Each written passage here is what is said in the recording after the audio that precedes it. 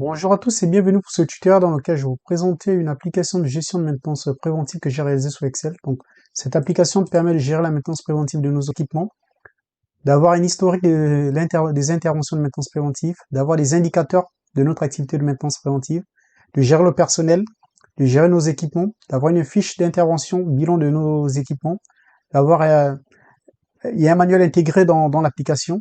Donc, cette application elle est multilangue. On peut choisir la langue. Donc, je vais par exemple sélectionner l'anglais.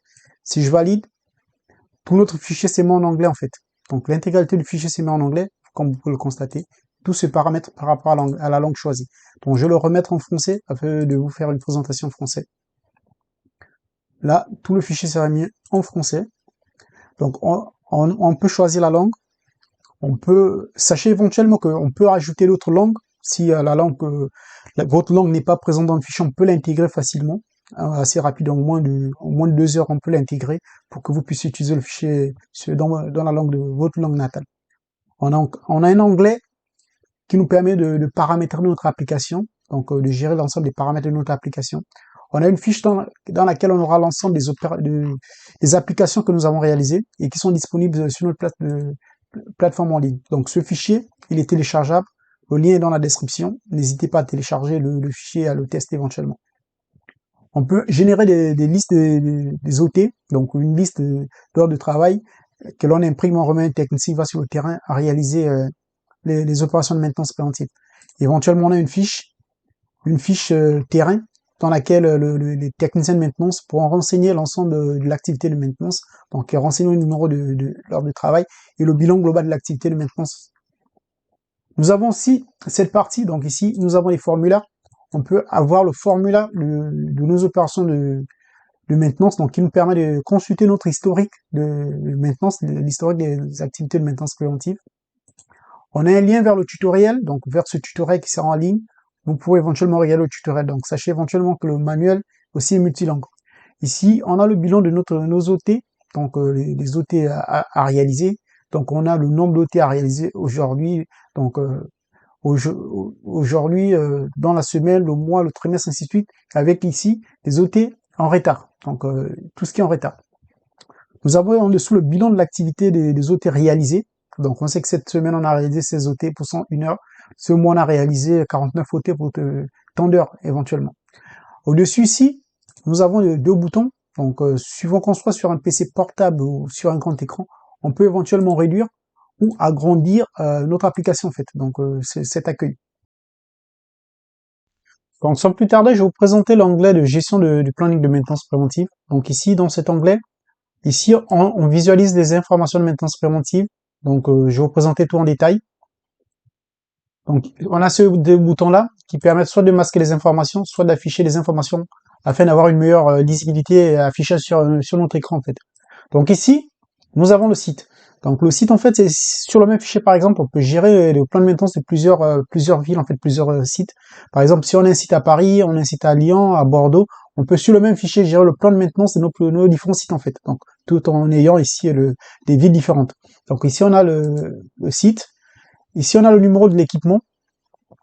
On a le statut de l'équipement. Donc, le statut, si l'équipement en service, si l'équipement en service en panneau ou retiré du service, en fait.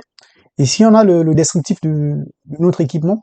Donc, si c'est un système de transport, un convoyeur, un transpalette, un chariot, une pompe, ainsi de suite, en fait.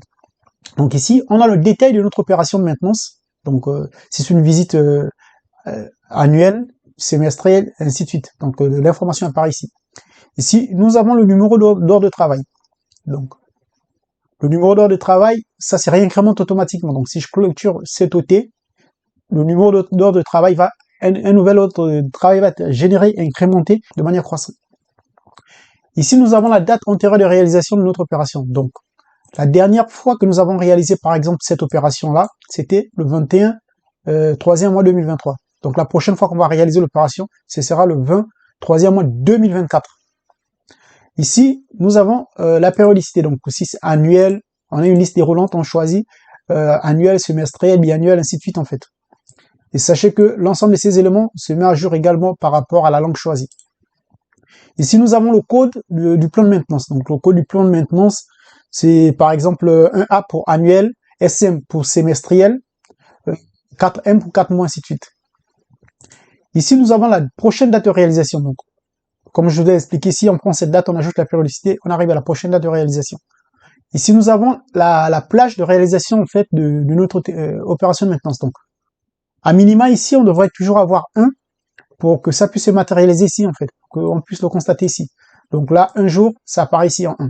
Donc là, par exemple, je prends de cette opération, celle-ci, donc qui va du 22, 3e mois 2023, qui dure 3 jours, donc y compris le 22, le 23 et le 24, donc qui va du 22 au 24. Donc ici, on voit comment ça se matérialise sur notre planning en fait. Donc ça, c'est visible en fait. Donc on peut aussi éventuellement avoir, par exemple, je veux dire, on a besoin de 10 heures pour réaliser cette opération et de 2 techniciens en fait. Donc on a ici le temps de réalisation en heures et le nombre de techniciens nécessaires à la réalisation de l'opération. Donc ça, c'était les informations pour cette partie. Je vais vous présenter maintenant cette partie donc, qui nous permet de visualiser notre plan de maintenance en fait, donc notre planning de maintenance. Donc ici, cette partie ici, on a des boutons. Donc lorsqu'on clique, on peut naviguer dans le futur, on peut revenir dans le passé. Lorsqu'on clique là, on revient sur aujourd'hui en fait, sur la date du jour. On a aussi ce curseur qui nous permet de naviguer de manière plus rapide, donc d'aller de manière plus rapide dans la navigation de nos données en fait. Et si je reviens, ça revient également aujourd'hui. Donc au-dessus, on a les mois, comme vous les constatez. Lorsqu'on défile, ça se réincrémente automatiquement par rapport au prochain mois. Ici, on a le numéro de semaine. Ici, on a les jours de la semaine. Et donc, du coup, là, vous voyez que notre semaine, notre premier jour de semaine, c'est le lundi. Ici, on a notre jour de week-end qui apparaît. Par exemple, je peux aller dans si on va dans les paramètres, on peut définir notre week-end et c'est allant du samedi au dimanche en fait. Donc, je vais dans paramètres, je vais simplement cocher ici pour définir nos jours de week-end, donc samedi et dimanche. Lorsque je reviens dans le planning, vous voyez, samedi est aussi en jaune, tout comme le dimanche en fait. Donc ça matérialise le week-end. En rouge, ça matérialise les jours fériés. Donc en rouge, tout ce qui est en rouge, c'est les jours fériés en fait. Donc dans les paramètres, si je définis telle date comme étant jour férié, ça va apparaître ici en rouge. Dans la partie basse ici, on visualise en fait nos opérations de maintenance préventive. Par exemple, pour cette opération, celle-ci, on voit qu'elle dure 3 jours, elle va du 22 au 24 en fait, donc le 22, 23 et 24 y compris. Et ici, nous avons le temps alloué à cette opération en fait. Donc cette opération va durer 10 heures, il nécessite 2 personnes. Donc c'est la même chose en fait pour les autres opérations que l'on peut constater ici en fait. Au-dessus, nous avons une zone en fait qui contient plusieurs boutons de navigation, donc de navigation rapide dans notre fichier, mais aussi plusieurs boutons qui permettent de trier et de filtrer les données de notre planning de maintenance ici en fait. Donc là, en cliquant sur la flèche rouge, elle permet de revenir sur le bouton accueil. Donc cette flèche, elle est partout dans toutes les feuilles, donc tous les onglets de notre fichier. Donc chaque fois qu'on clique dessus, on revient sur l'accueil de notre fichier. Ici, nous avons en dessous un bouton qui permet de défiltrer les données. Par exemple, là, si je filtre les données, là, si je clique, ça permet de défiltrer les données et donc de réafficher l'ensemble des données dans notre planning.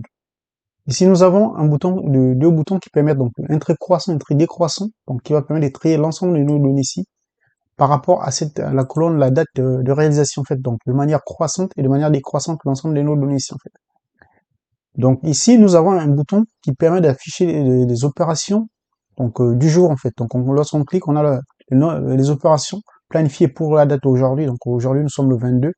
Le 03 2023. Donc lorsqu'on clique, ça va afficher les opérations de la date du jour en fait. Et tout à côté, on a le nombre d'opérations planifiées pour aujourd'hui. Donc je vais les filtrer. Donc là, pour cette semaine, on a 6 opérations planifiées. Pour ce mois, on a 11 opérations planifiées. Pour ce trimestre, on a 11 opérations planifiées. Pour cette année, on a 27 opérations planifiées.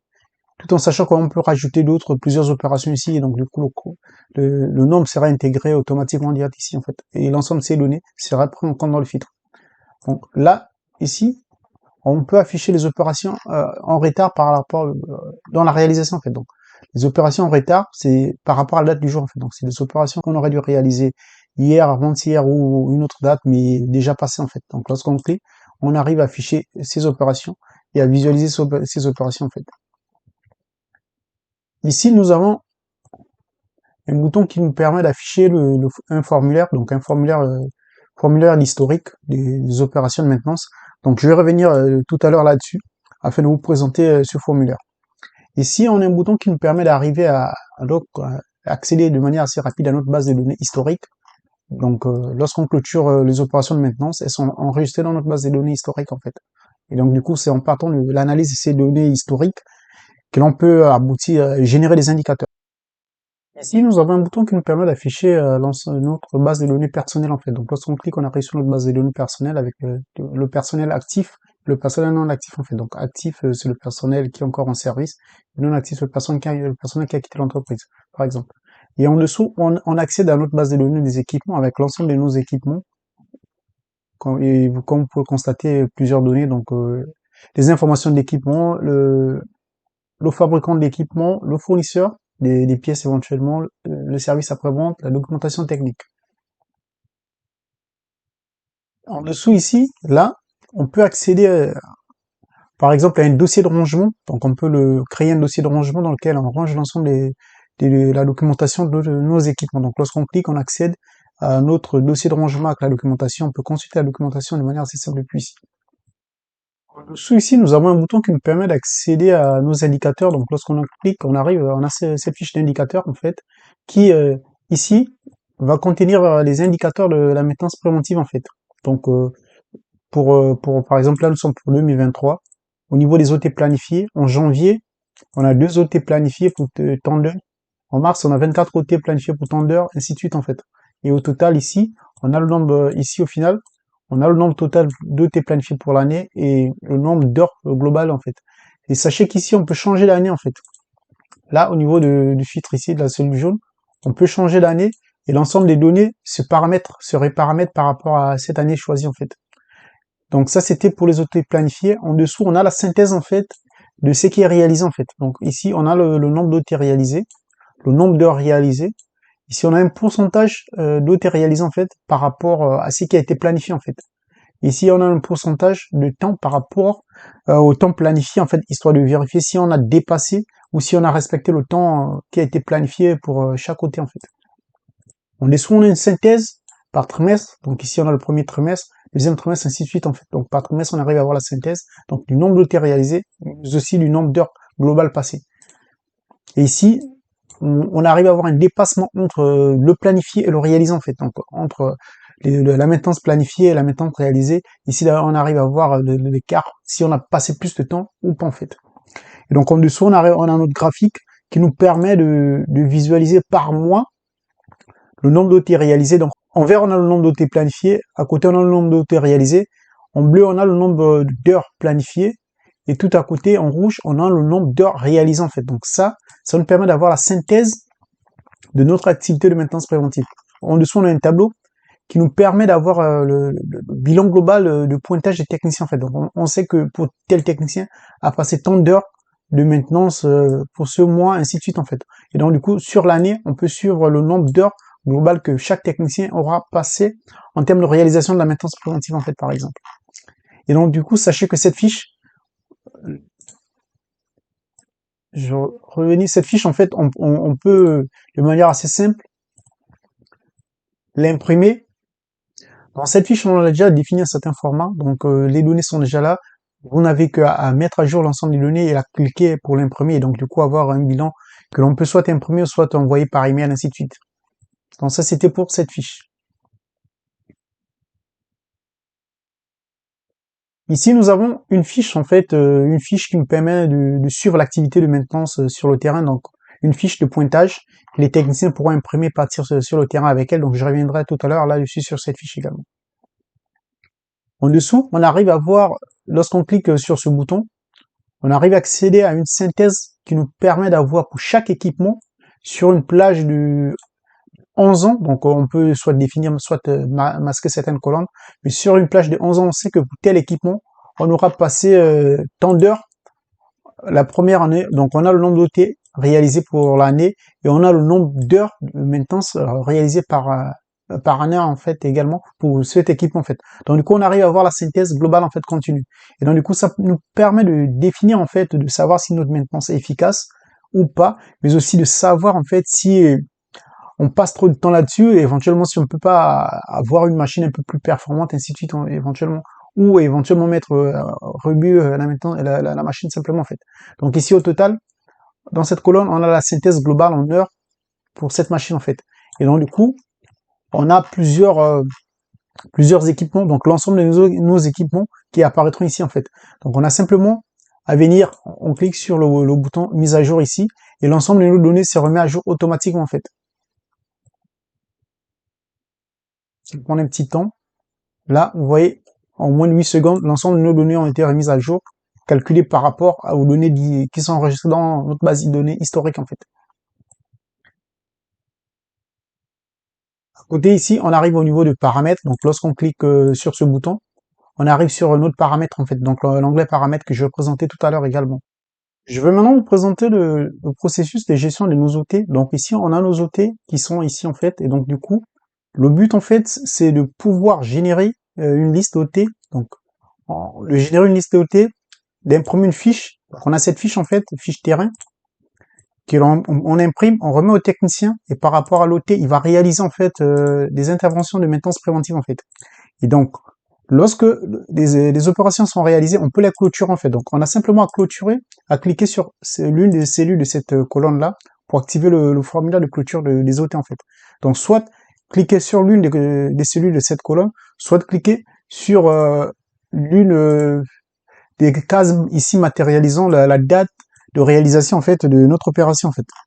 Donc, je vais peut-être, par exemple, prendre cette opération. Si je veux clôturer cette opération, j'ai simplement à cliquer, il y a le formulaire qui apparaît, donc un formulaire qui apparaît avec l'ensemble des données de cette ligne, en fait. Donc ici, dans la partie haute, on a les informations de l'opération de maintenance, donc le site, le numéro de la machine, la description de la machine, le détail, le numéro de l'ordre de travail. Donc ici, vous pouvez voir 00129, ce numéro-là, qui est là.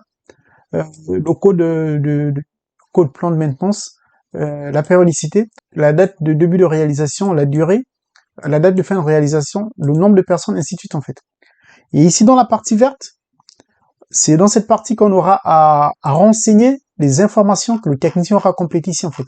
Donc, dans cette fiche de suivi de l'activité sur le terrain, le technicien aura à mettre le numéro de l'ordre de travail, éventuellement le détail de l'ordre de travail, le numéro de la machine, la description de la machine, la date de réalisation. Donc, ici, il aura à compléter les actions qui ont été réalisées en termes de maintenance préventive, la liste des pièces qu'il a utilisées, les anomalies constatées, donc constatées et traitées lors de l'intervention. Ici, il aura à définir dans cette partie, il aura à définir en fait si à la fin d'intervention, la machine a été remise en service ou pas. Ici, on a la suite à donner, donc la suite à donner éventuellement, c'est si il y a eu quelque chose qui a été constaté, on n'a pas une panne qui a été constatée, on n'avait pas les pièces pour intervenir, et éventuellement on a consigné la machine en fait. Donc ici, là, la suite à donner, donc attente éventuellement des pièces, attente la disponibilité de la machine, ainsi de suite. Et ici, on a un pointage en fait. Donc on peut soit, pour certaines opérations, avoir uniquement un seul technicien qui réalise l'opération de maintenance, ou avoir plusieurs techniciens en fait. Donc dans le cadre où on a un technicien qui renseigne une seule ligne, dans le cadre où on a plusieurs techniciens, on renseigne plusieurs prénoms et plusieurs temps d'intervention en fait pour cette maintenance préventive en fait. Donc je reviens ici, je clique, on a notre formulaire dans lequel on aura ici à renseigner la date de réalisation. On a simplement cliqué, à sélectionner une date de réalisation. On peut naviguer dans le formulaire, éventuellement. Par défaut, lorsqu'on clique, on atterrit sur le formulaire, le mois et la date du jour en vert, en fait. Donc, on a simplement à sélectionner et elle se met dans cette cellule, en fait, la date de réalisation, en fait. Ici, on définit, donc on récupère notre fiche, on met on a simplement à écrire le commentaire de ce qui a été réalisé par le technicien, les anomalies constatées lors de notre maintenance préventive, les anomalies constatées mais à traiter plus tard, l'état de notre machine en fin d'intervention, si la machine a été remise en service, si elle a été consignée, ainsi de suite en fait. Ici, on choisit le technicien en fait qui a réalisé, donc ça, on a plusieurs possibilités, soit un pointage unique, donc un seul technicien qui a réalisé l'intervention, on renseigne simplement son pointage, soit il y a plusieurs techniciens, on a simplement à cliquer, à venir ici, sélectionner le technicien 1, technicien 2, et mettre l'heure, le temps de réalisation pour chaque technicien en fait, par exemple. Donc ici, dans le cas d'un seul technicien, j'ai simplement sélectionné que c'est par exemple le technicien A1 qui a réalisé.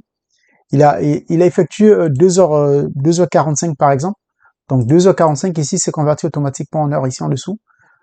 Bon, par exemple, machine remise en service. Je vais simplement valider. Et lorsque je vais dans la base de données historique, l'information a été rapatriée ici en fait. Donc comme on peut le constater ici, l'information a été toutes les informations ont été rapatriées ici, les informations que je viens de renseigner dans le formulaire de l'autre côté. Et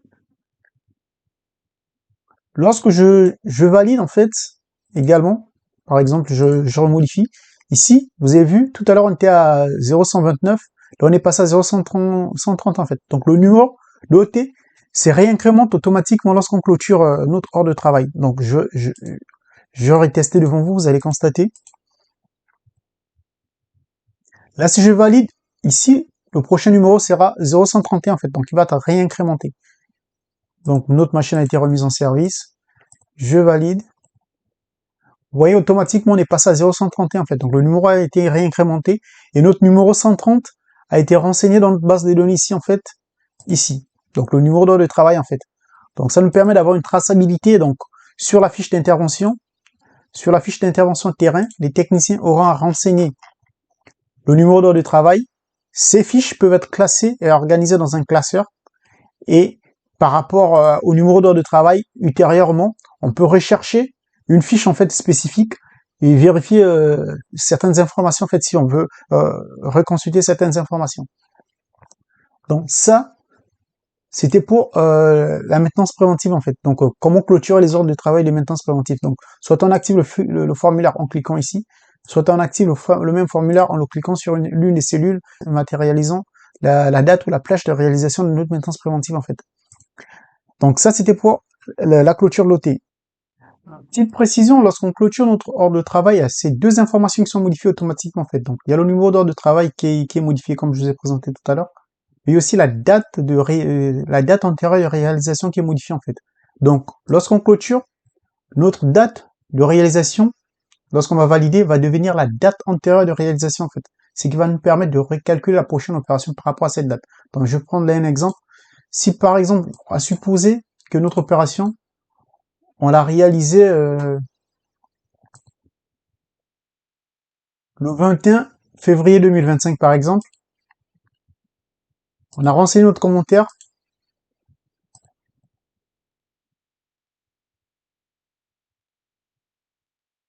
on a validé notre pointage par exemple également. Lorsque je vais valider, vous allez constater que en lieu et place de 22-03-2023, ce sera le 21-02-2025 qui va être inscrit à cette place en fait. Donc du coup, la prochaine date qui sera dans notre colonne verte ici va se calculer automatiquement par rapport à cette date de clôture de l'opération en fait. Donc là, je vais valider. Automatiquement, vous avez vu ici, en amenant le 21-02-2025, et ce qui permet de recalculer par rapport à cette date la prochaine date de réalisation, qui est au 21-02-2026 en fait. Donc ça, c'est une petite information complémentaire. Donc là, je vous ai présenté comment clôturer l'ordre de travail lorsqu'il n'y a qu'un seul technicien qui a réalisé l'opération. Je vais vous présenter maintenant quand il y a plusieurs techniciens qui réalisent l'opération en fait. Donc éventuellement, on clique sur notre formulaire, on sélectionne notre date de jour, et ici, petite information, si par inadvertance, on essaie de clôturer le formulaire sans renseigner les valeurs, il y a un message d'erreur qui va apparaître en fait. Donc, un message qui va apparaître, nous demandons de renseigner l'ensemble de nos éléments, de nos informations en fait, de maintenance en fait. Bon, je vais sélectionner la date, je vais mentionner un commentaire.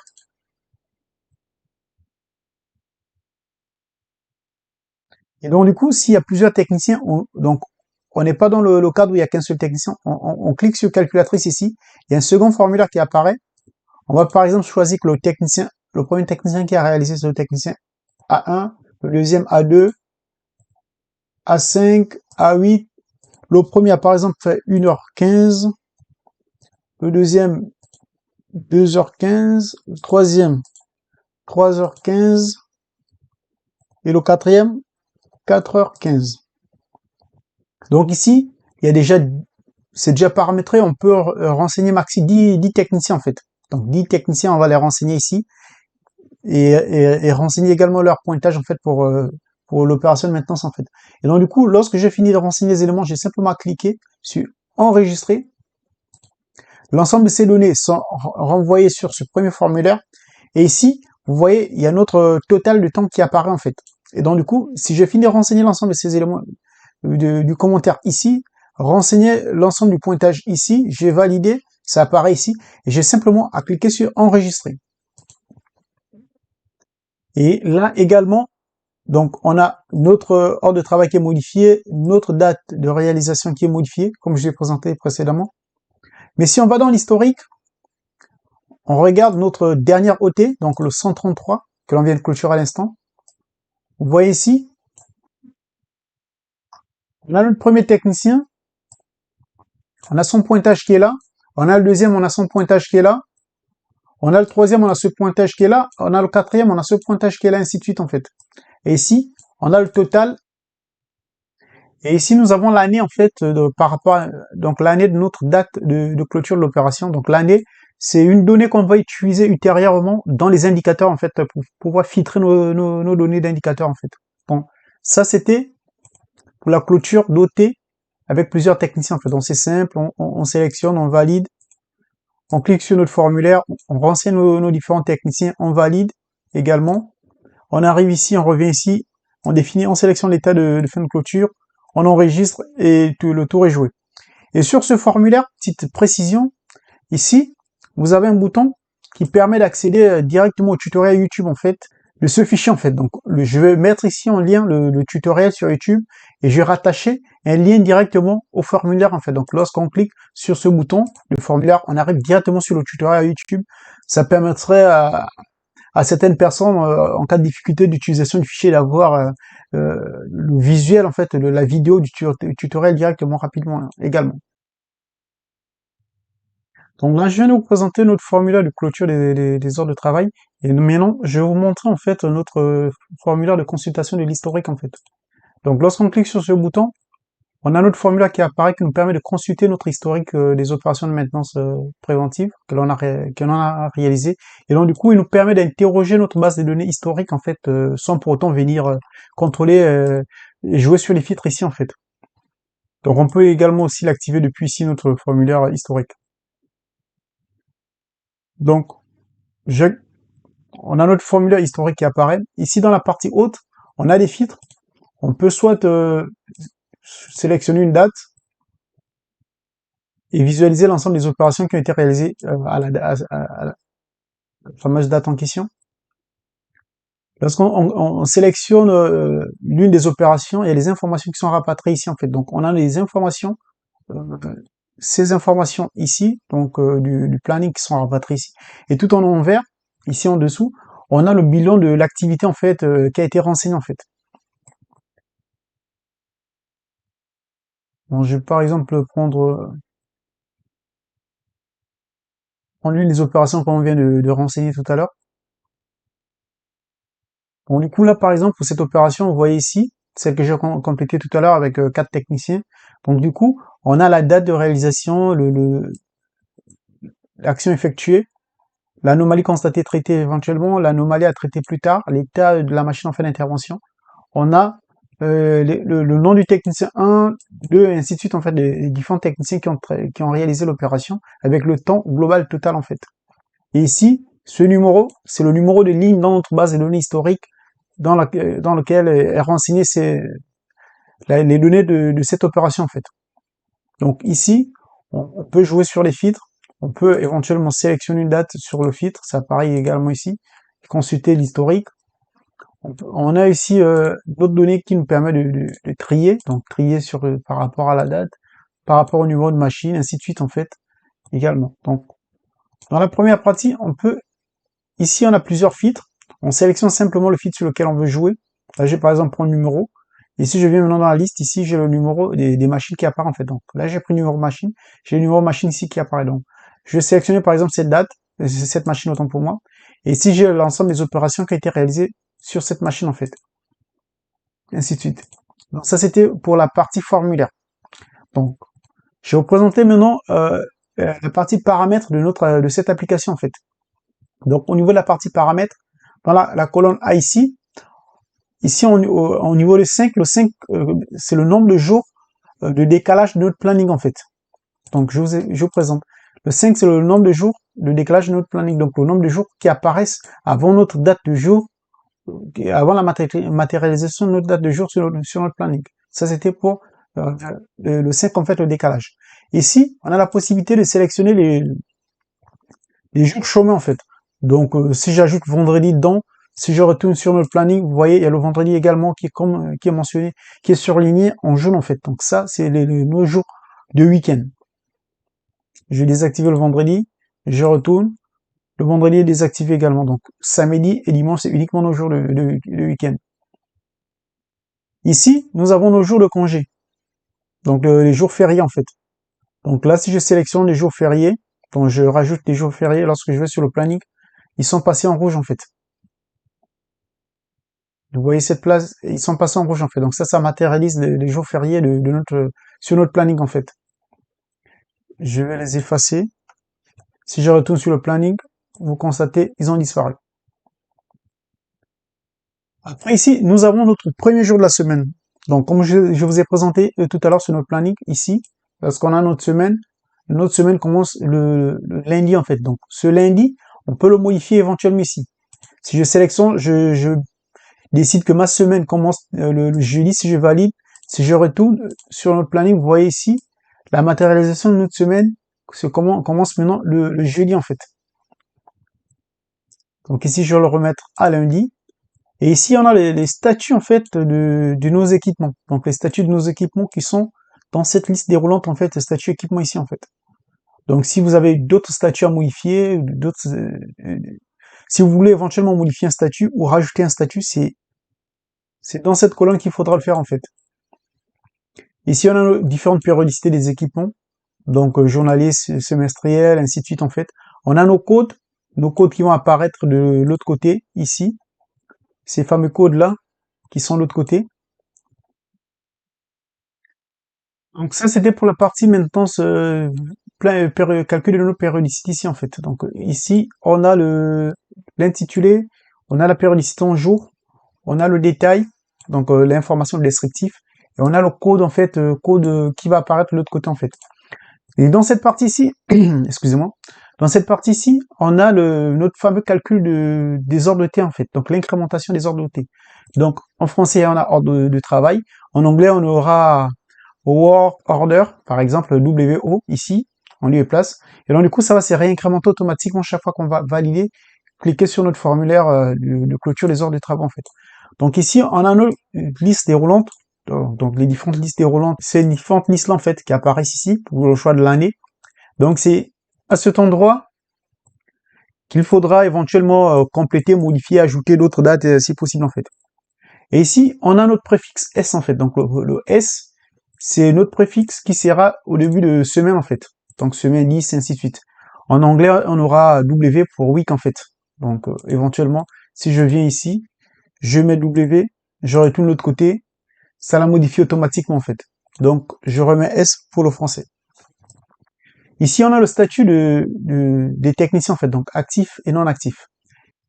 Donc une petite particularité dans le fichier, c'est que dans nos formulaires, au niveau des techniciens en fait, les techniciens qui apparaissent ici, c'est uniquement les techniciens actifs dans la base de données personnelle en fait. Donc je vous présente ici, dans notre base de données personnelle, si un technicien non actif ici, donc il ne fait plus partie de l'équipe, par exemple.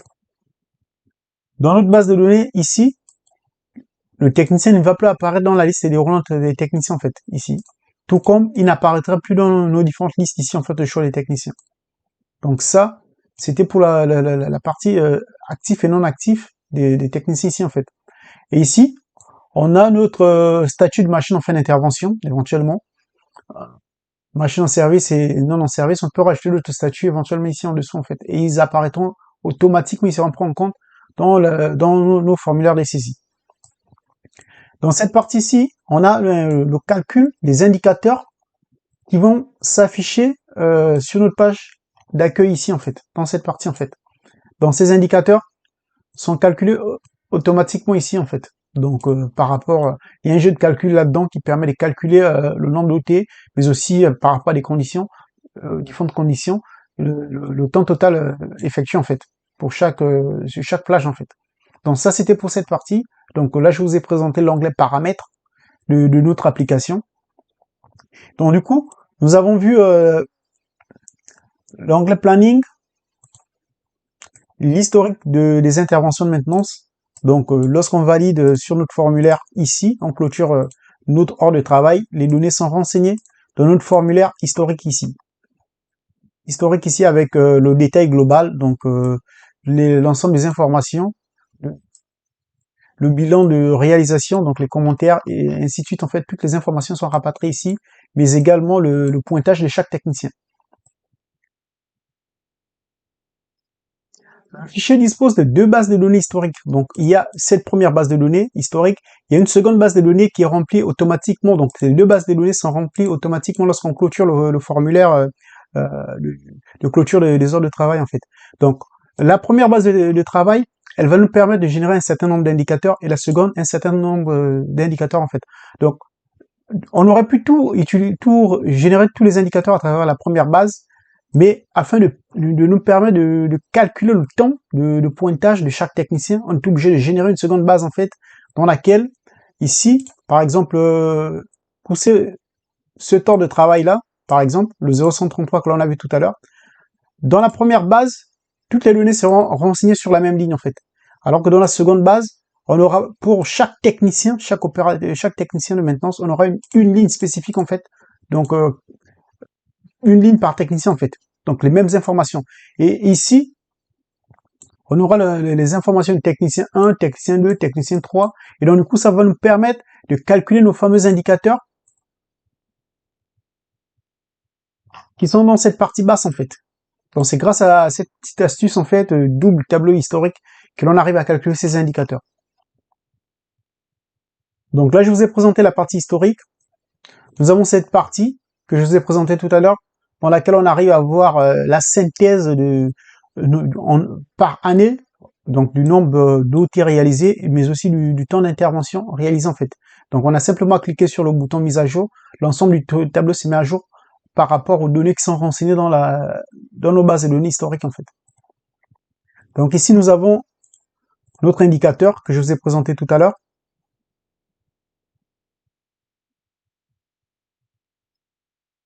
Après ici nous avons la possibilité de gérer nos techniciens, donc une base de données techniciens avec le détail de nos techniciens, nom, prénom, téléphone, adresse email, ville, matricule, ainsi de suite en fait. Ici, on peut gérer nos équipements, donc gérer nos équipements, numéro machine, désignation, famille, sous-famille, date de mise en service, statut, nom du fabricant, pays, contact, ainsi de suite, email éventuellement, fournisseur, service après-vente, documentation technique. Donc, au niveau de la documentation technique, on peut avoir le nom de la documentation technique. On peut ici associer un lien de rangement vers un dossier. Donc, vers un dossier de la documentation dans notre ordinateur, par exemple. Ou ici, attribuer un emplacement physique à notre documentation, en fait. Ici, on a une fiche machine. Donc, on a simplement à venir, on sélectionne une machine et l'ensemble des données de la machine sont rapatriées ici. Et dans une fiche que l'on peut imprimer, éventuellement, pour transmettre à un service éventuellement, un service. Et donc du coup cette fiche en fait nous permet d'avoir le bilan global des informations de la machine, la date de mise en service, le service après-vente, les différents contacts fournisseurs, ainsi de suite en fait pour la machine. Ici nous avons notre manuel, donc notre manuel d'utilisation, il est multilangue également. Je vais vous le présenter. C'est un manuel qui contient 17 pages, il est multilangue. Il permet de présenter l'application en long et en large en fait. Donc il y a, je pense, associer le manuel d'utilisation à la vidéo. Vous aurez toutes les informations, toutes les billes pour pouvoir utiliser avec efficacité l'application. Et sachez que le manuel est multilangue. Donc je vais vous présenter également. Si je viens, je modifie la langue du fichier, je la mets en anglais, je valide, tout le fichier s'est mis en anglais. Si je vais dans le manuel, vous voyez, le manuel s'est mis en anglais également. Donc c'est la particularité du fichier, donc tout est multilingue en fait. Dit les différents onglets du fichier, y compris le manuel d'utilisation du fichier. Donc je vais remettre en français.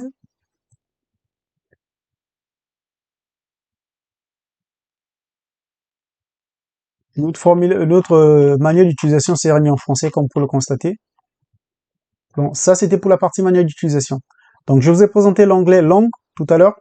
Je vous ai présenté l'onglet paramètres.